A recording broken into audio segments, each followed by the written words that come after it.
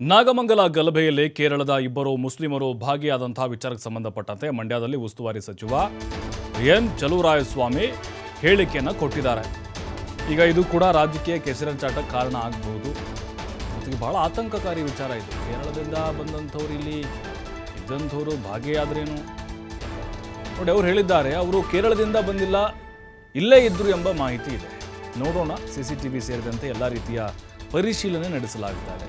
ಪರಿಶೀಲನೆ ನಡೆಸಿ ಗಲಭೆ ಆರಂಭ ಆಗಿದ್ದು ಎಲ್ಲಿ, ಯಾರು ಮಾಡಿದ್ರು, ಬೆಂಕಿ ಹಚ್ಚಿದ್ದು ಯಾರು ಎಂಬ ಬಗ್ಗೆ ಪರಿಶೀಲನೆ ಮಾಡಲಾಗ್ತಾ ಇದೆ. ಸದ್ಯ ನಾಗಮಂಗಲದಲ್ಲಿ ಶಾಂತಿ ನೆಲೆಸಿದೆ ಅಂತ ಸಚಿವ ಚಲುವರಾಯಸ್ವಾಮಿ ಹೇಳಿದ್ದಾರೆ.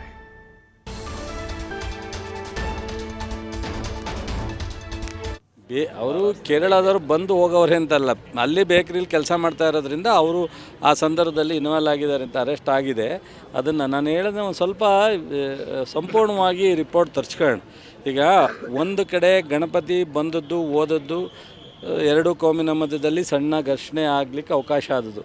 ಮತ್ತೊಂದು ಸ್ಟೇಷನ್ ಹತ್ರ ಬಂದಾಗ ಮೊದಲನೇ ಬೆಂಕಿ ಹಾಕಲಿಕ್ಕೆ ಅಥವಾ ಇಲ್ಲ ಅಂಗಡಿಗಳಿಗೆ ಕಲ್ಲನ್ನು ಹೊಡಿಲಿಕ್ಕೆ ಯಾರು ಪ್ರಾರಂಭ ಮಾಡಿದ್ದು ಅನ್ನೋದು ಸಹ ಒಂದು ಸ್ವಲ್ಪ ಮಾಹಿತಿ ಬೇಕಾಗುತ್ತೆ. ಅದನ್ನು ನೋಡೋಣ. ಈಗ ಸದ್ಯಕ್ಕೆ ಎರಡು ಕೋಮಿನ ಜನ, ಮುಸ್ಲಿಮ್ಸು ಮತ್ತು ಹಿಂದೂಗಳು ಒಟ್ಟಾಗಿ ಎಲ್ಲ ಹಬ್ಬಗಳನ್ನ ಮಾಡಬೇಕು ಅನ್ನೋ ತೀರ್ಮಾನವನ್ನು ನಿನ್ನೆ ನಾವು ಸಭೆ ಮಾಡಿದ ಮೇಲೆ ತೀರ್ಮಾನ ತಗೊಂಡಿದ್ದಾರೆ. ಇವತ್ತು ಗಣಪತಿ 2-3 ಕಡೆ ಮುಸ್ಲಿಂ ಜನನೂ ಹೋಗಿ ಅಲ್ಲೇ ಜ್ಯೂಸ್ ಕೊಟ್ಟು ಗಣಪತಿಗೆ ಹಾರ ಹಾಕಿ ಇವತ್ತು ಗಣಪತಿ ವಿಸರ್ಜನೆ ಮಾಡಲಿಕ್ಕೆ ಅವರೇ ಸಹ ಜೊತೆಲಿ ನಿಂತ್ಕೊಳ್ತಕ್ಕಂಥ ತೀರ್ಮಾನವನ್ನು ತಗೊಂಡು ನನಗೆ ಫೋನ್ ಮಾಡಿದ್ರು. ಈಗ ಅದನ್ನು ಒಂದು ಕಡೆ ನಾಗಮಂಗಲ ಶಾಂತಿಗೆ ಬಂದಿದೆ. ಎಲ್ಲರೂ ಸಹ ಇವತ್ತು ಪೂರ್ಣ ಪ್ರಮಾಣದಲ್ಲಿ ಗಣಪತಿನ ವಿಸರ್ಜನೆ ಮಾಡ್ತಾರೆ. ನಾಳೆ ಮುಸ್ಲಿಂ ಹಬ್ಬನೂ ಮಾಡ್ತಾರೆ. ನಾಡ್ದರಿಂದ ಉಳಿದು ಗಣಪತಿ ಬಿಡ್ತಾರೆ. ಇದಕ್ಕೆ ಕಾರಣಕರ್ತರು ಯಾರು? ಇದಕ್ಕೆ ಜನ ಸಣ್ಣ ಪುಟ್ಟ ಕೂಗಾಟ ಇವೆಲ್ಲ ಸಹಜವಾಗಿ ನಡೆಯುತ್ತೆ.